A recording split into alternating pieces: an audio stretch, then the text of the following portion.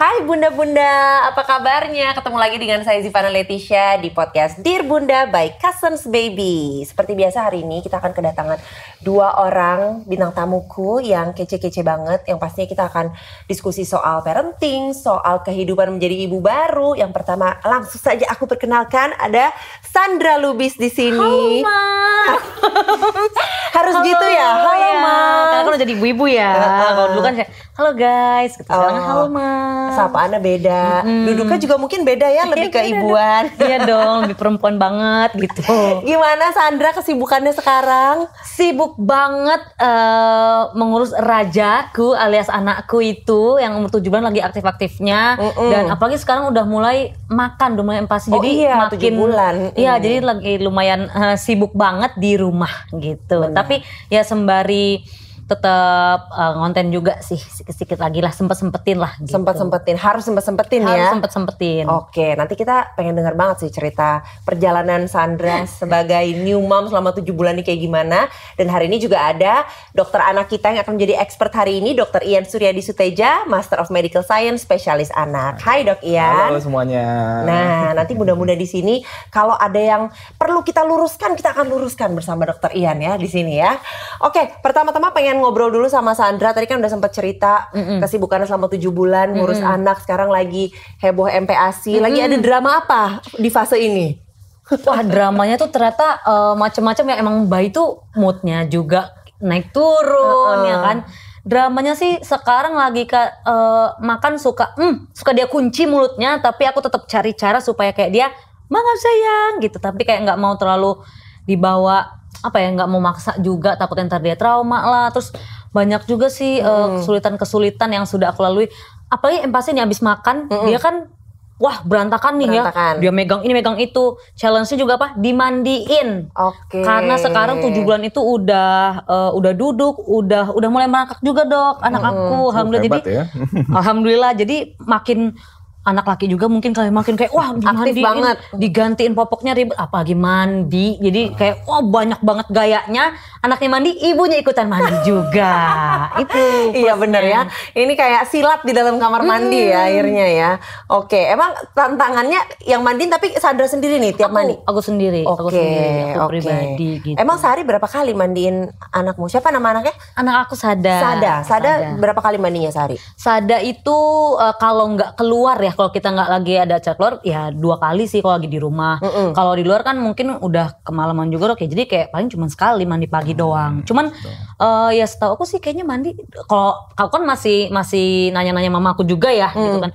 Kayaknya 2 kali ya Dok mungkin mandi, tapi aku juga nggak tahu sih normalnya sebenarnya berapa. Tapi Sada baru kayak 2 kali aja sih Dok. Bener nggak sih Dok mandi tuh sehari kalau bayi umur 7 bulan tuh berapa ya? Berapa kali? Sekali atau? Iya, jadi sebenarnya 2 kali sih memang boleh. Tetapi kalau anaknya memang kulitnya kering banget, sebaiknya 1 kali aja. Yang 1 kali lagi mungkin cukup dilap-lap aja seperti itu boleh. Tapi kalau yang benar-benar mandi biur itu, kalau kulitnya kering 1 kali, tapi maksimal 2 kali. Gitu. Tapi mandi tetap harus setiap hari kan Dok? Betul, atau gimana? Ada hari. aturannya? Betul, harus setiap hari ya. Kayak kita aja, tujuan kita mandi kan kita membersihkan kulit ya dari kuman-kuman dan sebagainya. Bayi juga tetap butuh kebersihan itu.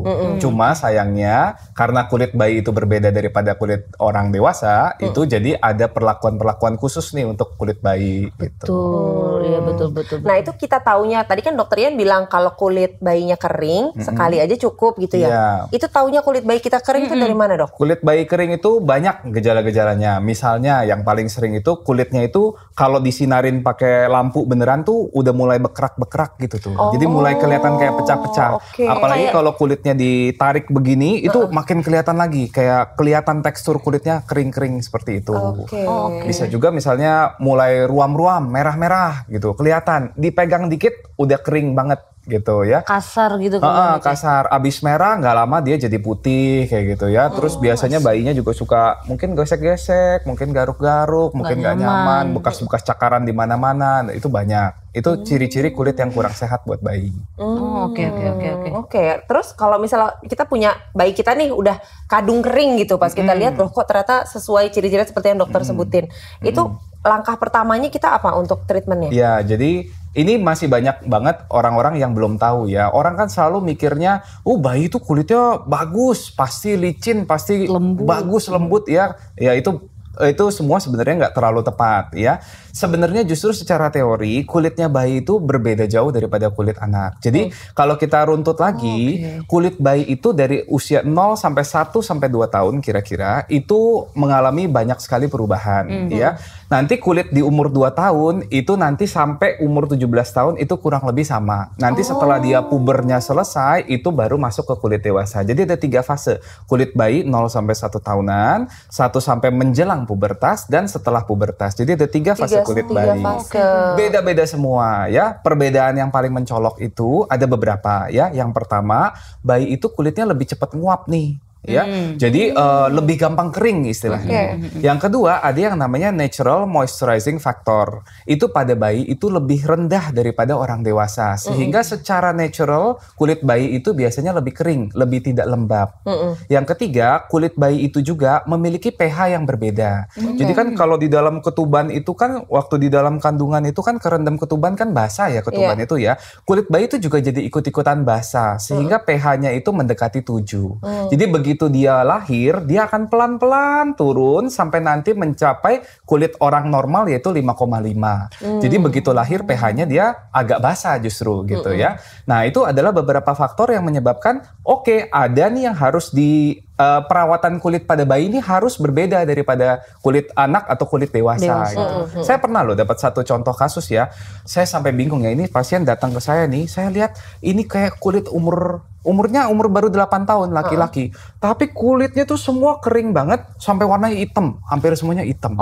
Saya tanya, ternyata salah satu faktor yang mempengaruhi menurut saya itu karena dia terbiasa pakai sabun orang dewasa. Nah, kalau pakai sabun orang dewasa, kadang-kadang kan kita kan abis mandi tuh keset gitu kulitnya, ya kan? Kadang-kadang malah enak kan kayak gitu. Anaknya juga gitu. Kalau pakai sabun yang biasa, dia bilang katanya abis sabun kayaknya masih licin, kayak nggak bersih katanya. Tapi kalau pakai sabun dewasa, dia bilang dia keset kulitnya. Nah itu kebiasaan itu terus menerus tiap tahun dilakukan terus sampai akhirnya kulitnya kering sekali. Gitu. Akhirnya akibat kulit kering ini jadi banyak komplikasinya. Ya dia akhirnya datang dengan keluhan asma, berat badannya nggak naik, tinggi badannya tidak optimal dan seterusnya. Gitu. Oh iya dok, bisa itu sampai ke sini, sampai ke tinggi badan. Betul.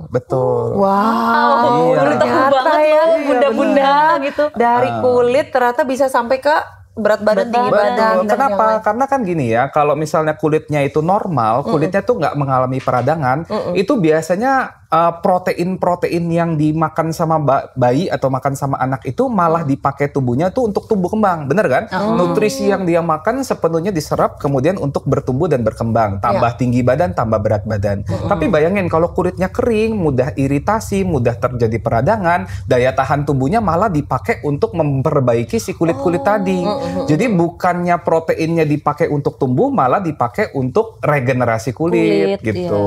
Wow, ini insight banyak yang sangat berdaging ya ini bunda-bunda ya. Aku juga agak kaget ternyata dari kulit aja bisa merembetnya lumayan parah ya dok ya. Berarti emang nggak boleh disepelekan ya dok ya masalah kulit ini, karena mungkin banyak juga bunda-bunda ya udahlah sabun sabun apa aja dipakai ke anaknya gitu. Ternyata memang untuk kulit nih bunda-bunda kelembapan nih emang harus sangat dijaga. Aku juga pengalaman anakku 3 dok, pernah juga tuh anakku yang besar juga ngalamin kering kayak gitu. Aku coba pakaikan lotion tapi anak laki lari-lari ke sana kemari gitu, akhirnya ya sudahlah gitu ya. Akhirnya dia kulitnya kering. Nah ini anak kedua ketiga perempuan harus lebih terjaga, lebih ekstra ya. Jadi investasi masa depan tuh ya kulit bagus ya. Jadi emang udah pengalaman banget deh. Aku juga nggak sembarangan pilih brand, nggak sembarangan pilih produk. Aku udah pakaikan sabun Cousins Orange Hair and Body Wash Deep Moisture karena juga bisa menjaga kelembapan kulit bayi sampai 12 jam. Betul. Jadi sebagai bunda juga udah nggak repot kejar-kejaran lagi gitu.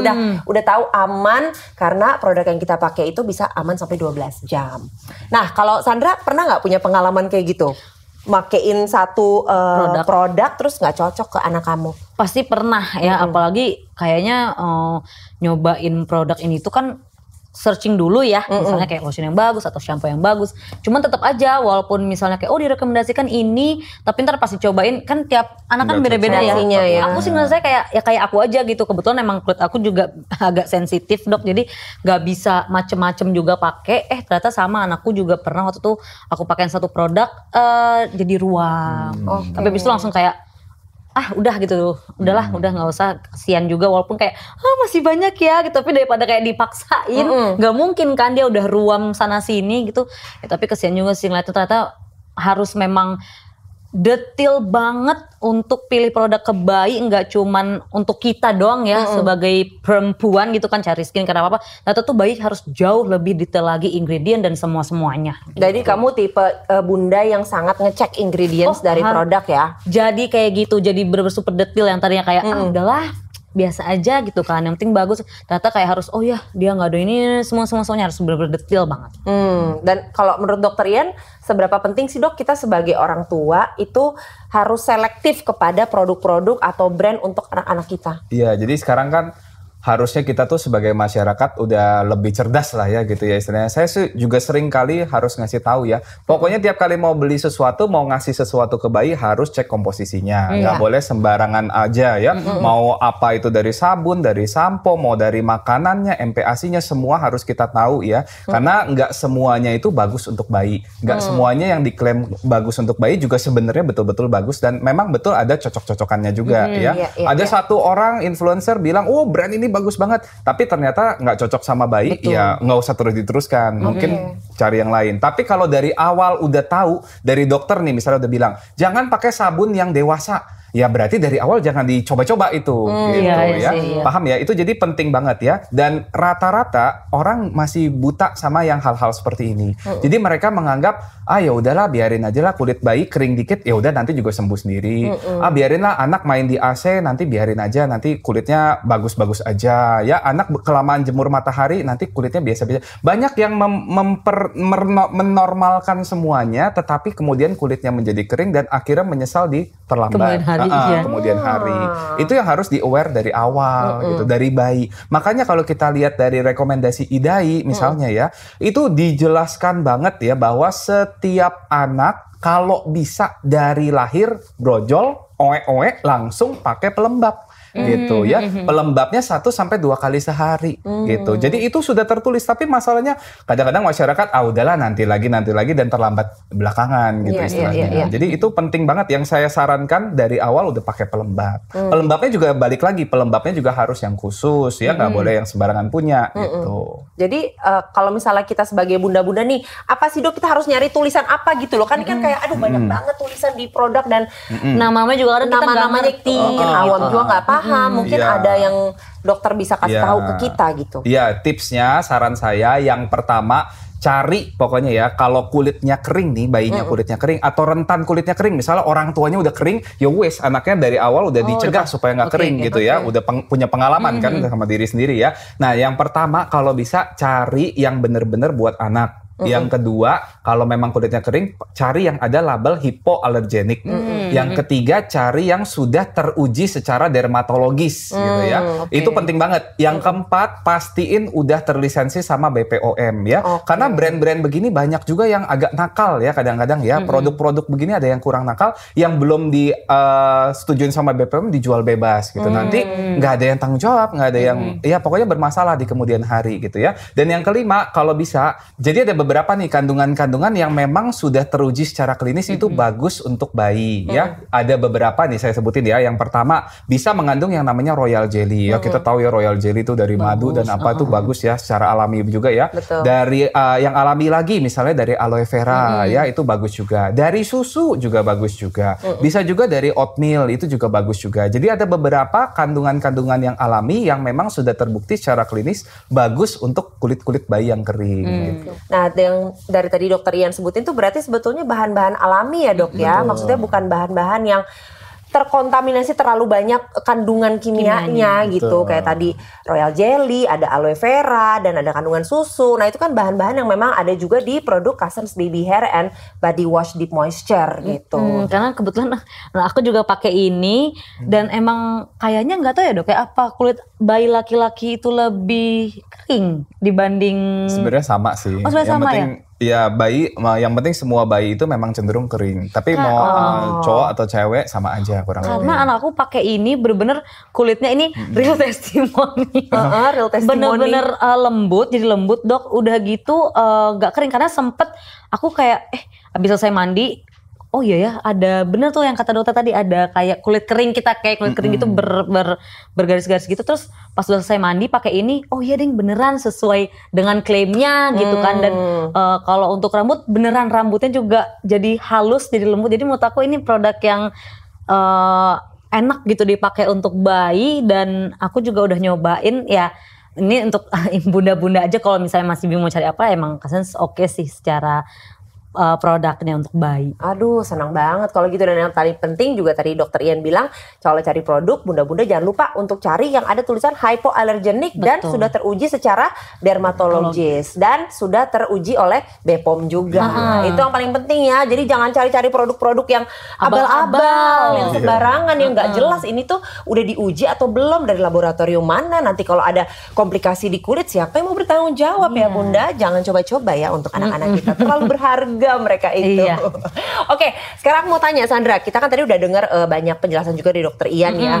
Kalau bahkan tadi dari kulit yang kering bisa sampai mengaruh ke pertumbuhan anak sampai ke depannya gitu. Betul.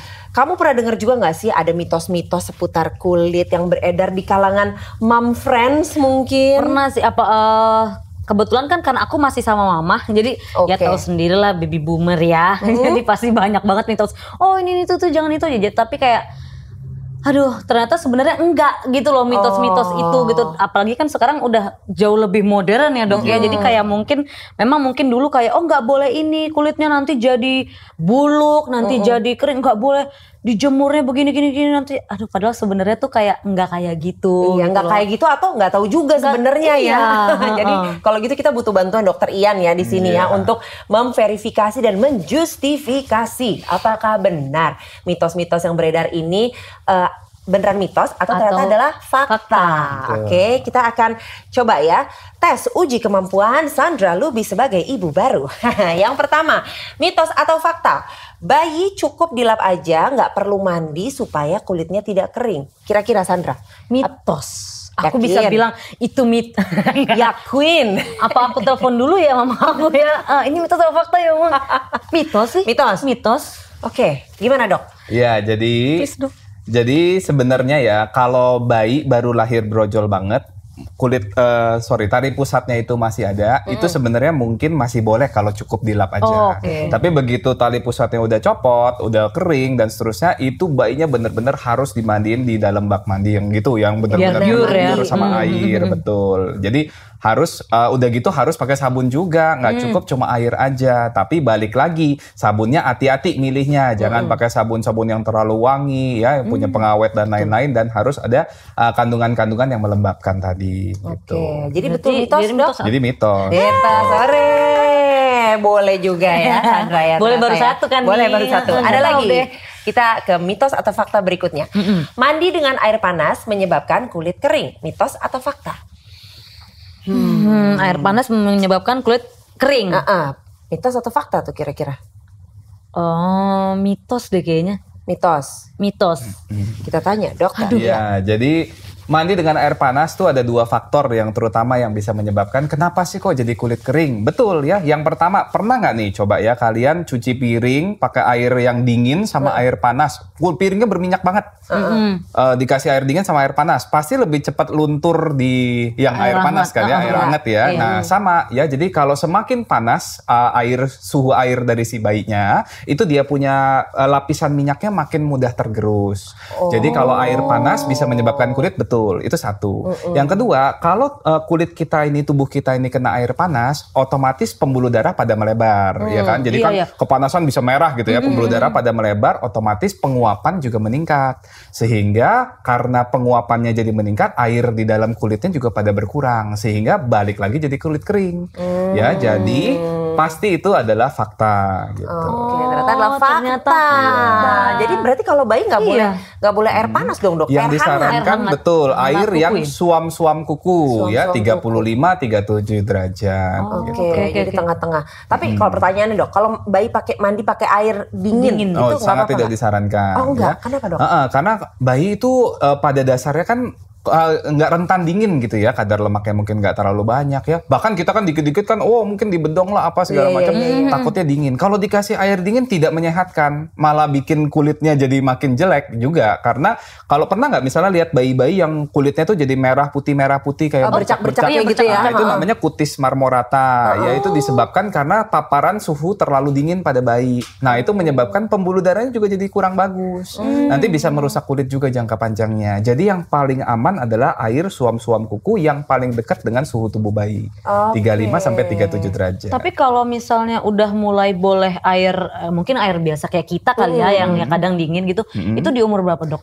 Sebaiknya tidak, selalu pakai suam-suam kuku aja. Terlalu panas jelek, terlalu dingin juga jelek gitu. Kan ada juga mitos, mandi air dingin bikin tahan flu, apa itu juga sebenarnya mitos ya.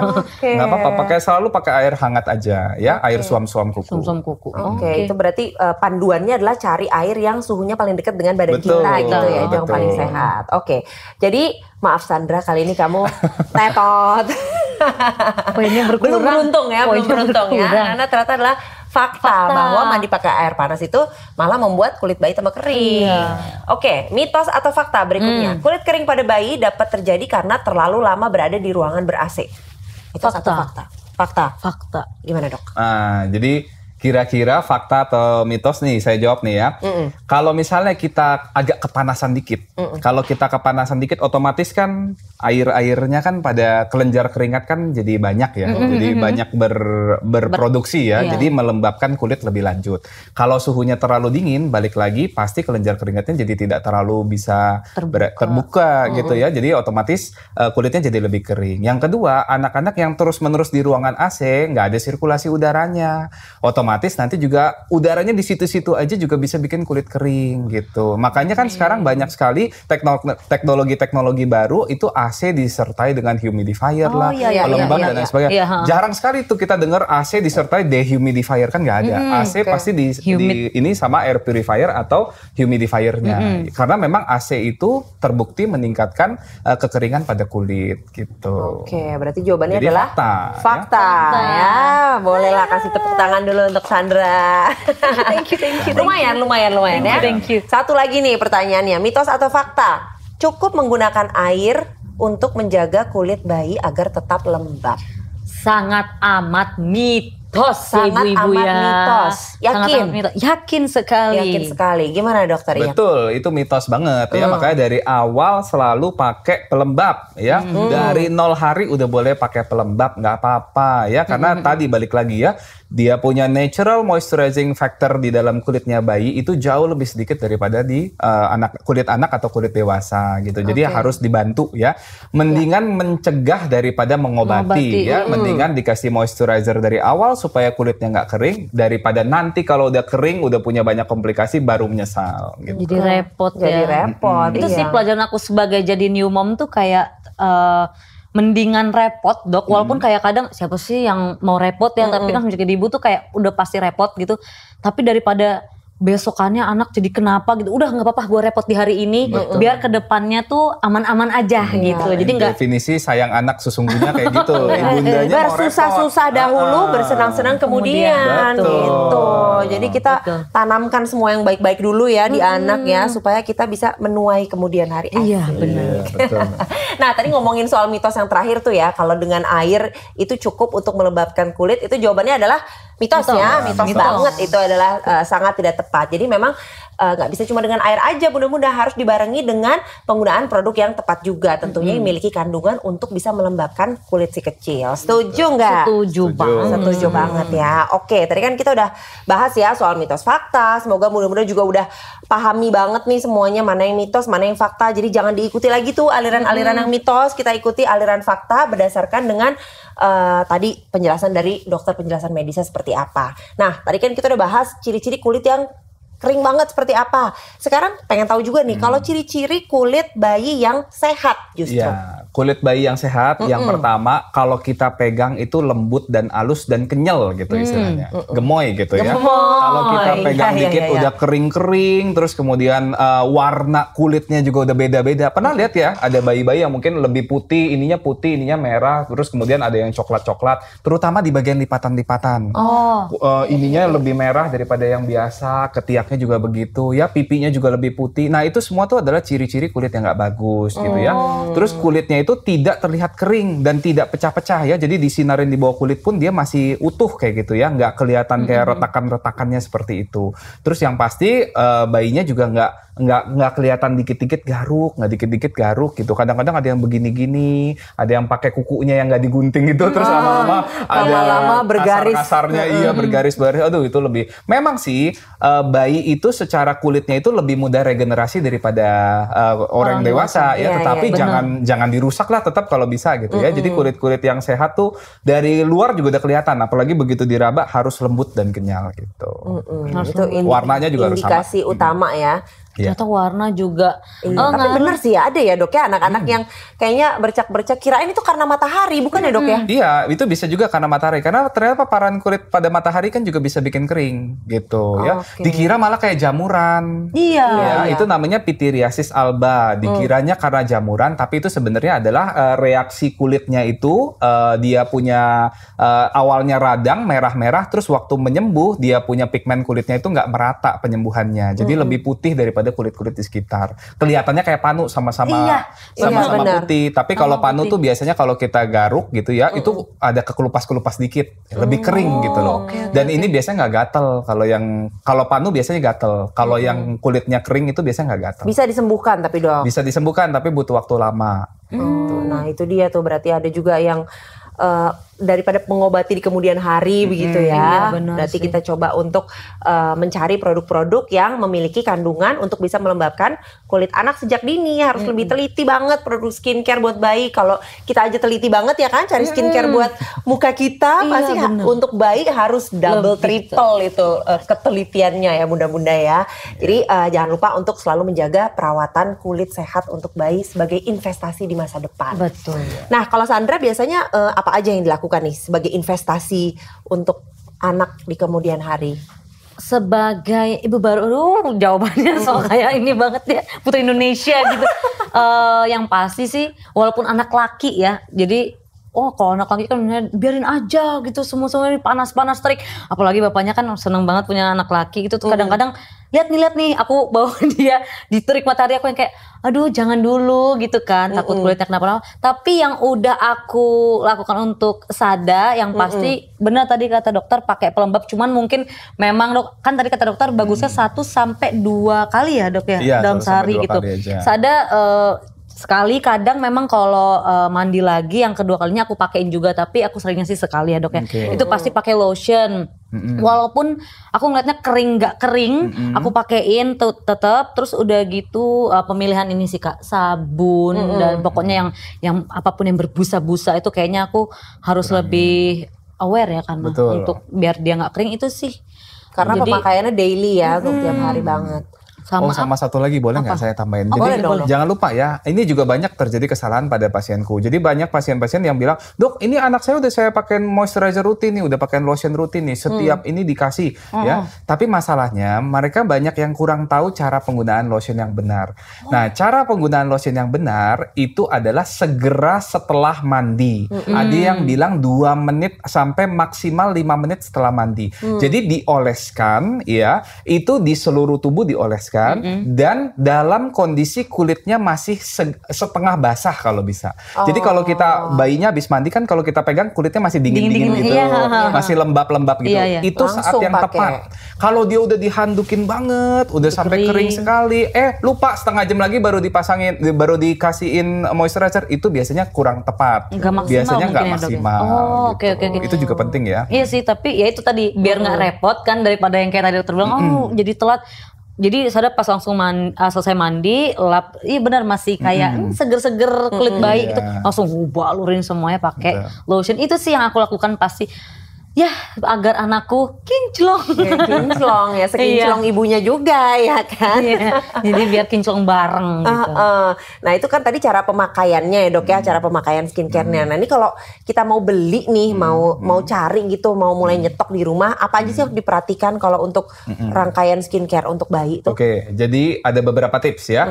Yang pertama, pastikan produk yang Anda beli itu benar-benar produk untuk bayi ya. Produk untuk bayi, bukan produk untuk anak, bukan produk untuk dewasa. Pastikan itu. Yang kedua, tolong kalau emang kulitnya kering, gunakanlah yang udah ada tulisannya hypoallergenic atau mungkin tulisannya khusus kulit sensitif bayi gitu ya. Dan yang ketiga, uji cobanya sudah harus lengkap. Jadi sudah teruji dermatologis biasanya seperti itu ya. Yang keempat, kita boleh baca-baca komposisinya. Yang penting kalau bisa mengandung bahan-bahan yang cenderung berbahan alami ya. Tadi sudah dijelaskan, mungkin karena ada aloe veranya, mungkin karena ada susunya, mungkin karena ada petroleum jelly, ada royal jelly-nya juga, ada oatmeal-nya juga. Pokoknya banyak ya. Kandungan-kandungannya yang lebih alami ya. Dan yang terakhir jangan lupa harus yang sudah tersertifikasi oleh BPOM Ya, itu udah pasti. Ya, paling penting itu ya. Oke. Dan kalau misalnya kita mau nyoba produk gitu dok, misalnya tadi kan udah dibahas juga, ternyata mungkin di bayi A cocok, di bayi kita enggak. Nah itu gimana ya kita cara ngetesnya? Jadi meskipun kita semua sudah menganjurkan, pakai ini, mungkin pakai ini, pakai itu, tapi ingat manusia tidak ada yang sama persis. Nggak mungkin ada satupun skincare yang cocok untuk semua bayi. Bener. Jadi meskipun ini sudah diformulasikan untuk bayi, sudah mengandung ini yang katanya bagus, tapi kita perlu hati-hati juga sama kulit bayi kita. Barangkali tetap bisa jadi alergi, barangkali tetap kurang cocok dan lain-lain. Jadi caranya gimana? Caranya jangan begitu beli langsung diaplikasikan ke semua. Mungkin bisa dilakukan yang namanya patch test. Patch test itu adalah jadi kita colek sedikit aja. Mungkin kita usapin di punggung tangannya bayi, mungkin kita ke bagian punggung bayi sedikit aja. Lalu kita tunggu 24 sampai 48 jam. Kalau nanti di daerah yang diolesin itu jadi kering, jadi merah, jadi gatal-gatal, ruam-ruam dan lain sebagainya, berarti mungkin itu tetap tidak cocok untuk bayi. Sehingga jangan langsung dipaparin semuanya, nanti rugi gitu ya. Iya sih. Paham ya? Gitu. Nanti kalau udah uji patch testnya sudah lulus, baru kalau misalnya mau lebih skalanya lebih besar, mungkin seluruh tangannya dulu gitu ya. Terus seluruh tangannya aman, baru seluruh tubuh gitu. Jadi pasti mungkin untuk bunda-bunda yang masih jadi new moms akan ada tuh proses trial error dulu ya, nyoba-nyoba produk gitu. Tapi ya memang itu harus dilakukan, harus dijalani ya. Jangan mikir aduh rugi udah beli banyak produknya, ya udah kita coba Emang dulu. itu akan pasti dijalani gitu kan. Adalah bagian dari menjadi ibu dan mencari produk terbaik untuk anak ya. Betul. Jadi emang ya setelah obrolan kita tadi benar-benar dapat disimpulkan kalau kita tuh nggak boleh sembarangan nyari produk. Betul. Dan aku juga pengalaman di anak-anakku emang harus aware banget ya San ya. Kita tuh nyari produk tuh benar-benar dilihat satu-satu kandungannya. Terus baca tadi tulisannya kayak dokter Ian bilang apakah ini hypoallergenic atau tidak.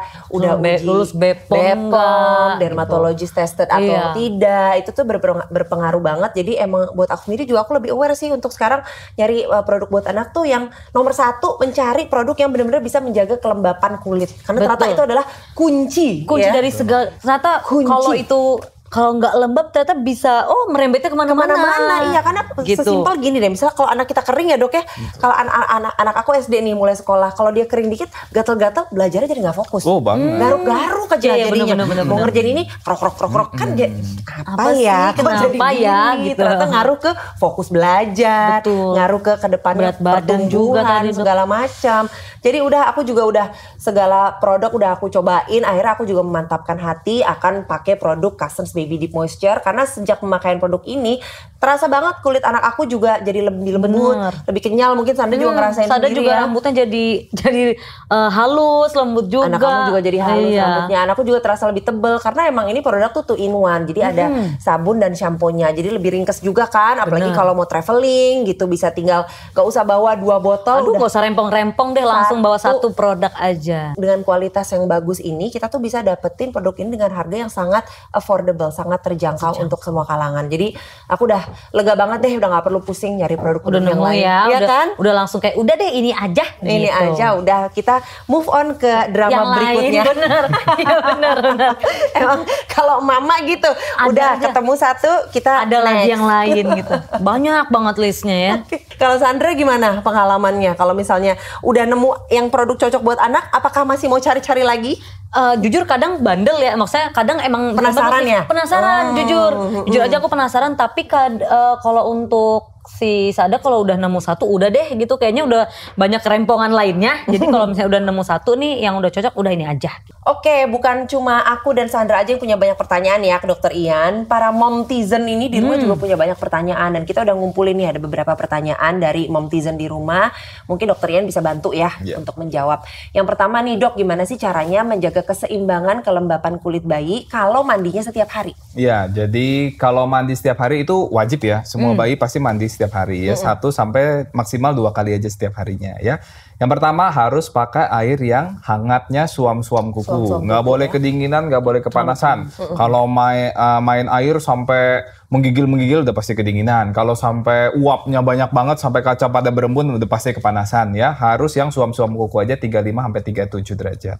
Yang kedua, kalau bisa selalu gunakan sabun-sabun khusus, sampo-sampo khusus untuk produk-produk bayi ya. Yang tadi sudah disebutkan ya sebelumnya ya. Yang ketiga, segera setelah mandi selesai, mandi itu durasinya cuma boleh 5 sampai 10 menit aja. Jangan kelamaan, main air kelamaan juga bikin kulitnya kering ya.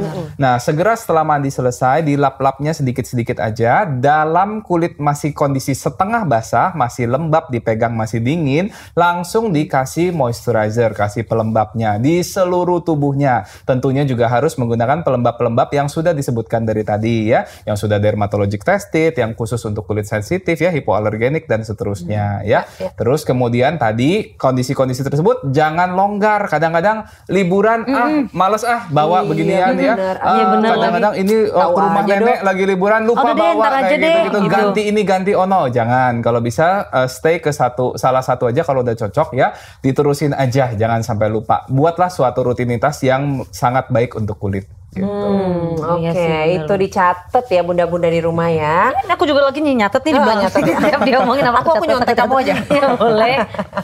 Oke, pertanyaan kedua. Dok, apakah durasi mandi yang terlalu lama dapat mengeringkan kulit bayi? Betul sekali ya. Jadi durasi yang sangat dianjurkan adalah 5 sampai 10 menit aja. Anak-anak atlet renang coba. Kadang sampai ini keriput gitu. Iya, coba Kak Sandra itu anak kalau lagi berenang, udah pernah berenang belum Sada? Sada baru mau. Baru mau berenang. Jadi aku coba nanti perhatiin. Kenapa? Kalau berenang di dalam air, apalagi mohon maaf ya, ada beberapa yang mengandung kaporit dan lain sebagainya, bikin anak kulitnya kering ya. Iya, pasti. Mandi di dalam bak mandi aja juga bisa bikin kulitnya kering. Apalagi betul. itu ya.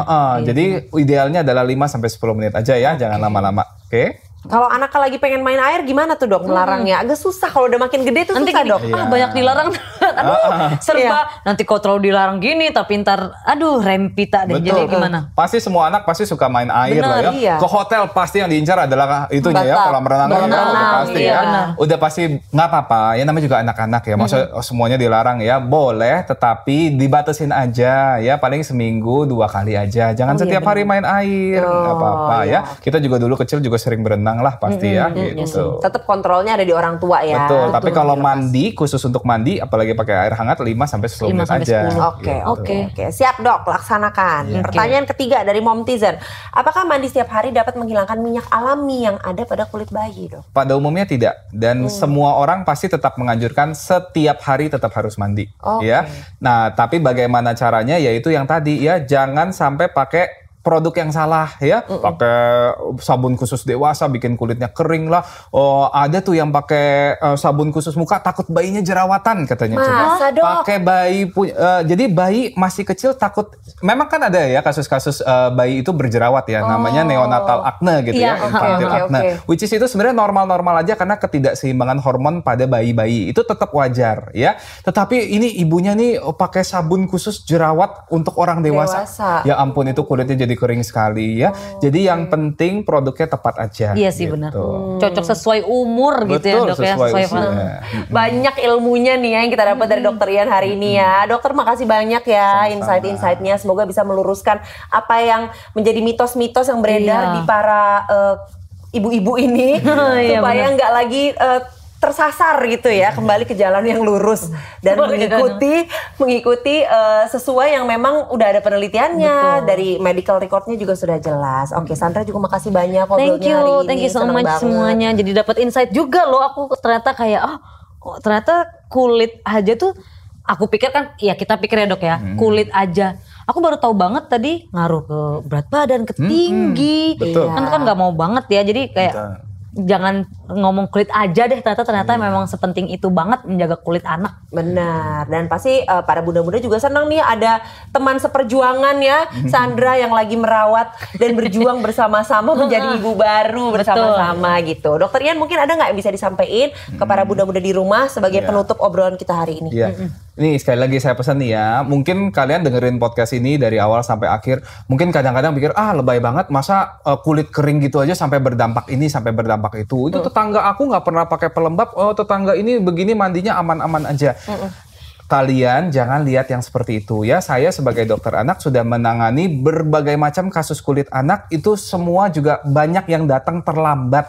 Jangan sampai tunggu terlambat dulu, kulitnya udah pada kering, udah jadi stunted ya, gizinya jadi kurang baik, alerginya udah kemana-mana, itu baru datang untuk mengobati kulitnya. Tuh jangan sampai begitu. Tadi bener kata-katanya ya, gatal itu bisa ngurangin nafsu makan, ada penelitiannya. Gatal bisa mengurangi kualitas tidur, ada penelitiannya ya. Banyak macam-macam hal yang bisa bermula dari kulit. Dan tahu nggak, kulit itu adalah organ terbesar di manusia, benar nggak? Lidah cuma segimana, mata cuma segimana, kulit yang sebesar itu, seluas itu, justru itu yang paling dijaga. Apalagi manfaat kulit adalah untuk melindungi ya dari semuanya. Kalau barrier kulitnya rusak, bakterinya gampang masuk, macam-macam jadi bermasalah. Semua banyak sekali penyakit-penyakit yang berawal dari kulit yang rusak. Jadi mulai sekarang pesan saya, jangan tunggu kulitnya rusak dulu baru bermasalah ya. Bukan kata saya saja, kata IDAI juga dari awal sudah diberikan moisturizer untuk seluruh bayi gitu ya. Tapi yang penting pemilihan produknya harus yang tepat. Gitu. Lebih baik mencegah daripada mengobati. Betul sekali. Makasih banyak sekali lagi Dokter Ian dan juga Sandra. Terima kasih. What an insightful conversation. Aku senang sekali. Dan juga thank you banget ya bunda-bunda udah dengerin podcast kita bareng-bareng hari ini. Kita belajar sama-sama. Semoga bisa bermanfaat untuk para bunda dan menjadi inspirasi juga nih tentang bagaimana cara merawat kelembapan dan kesehatan kulit si kecil. Oke, kita akan ngobrol-ngobrol lagi di podcast Dear Bunda by Cousins Baby di episode selanjutnya. Jadi tetap dengerin kita ya. Bye. Thank you.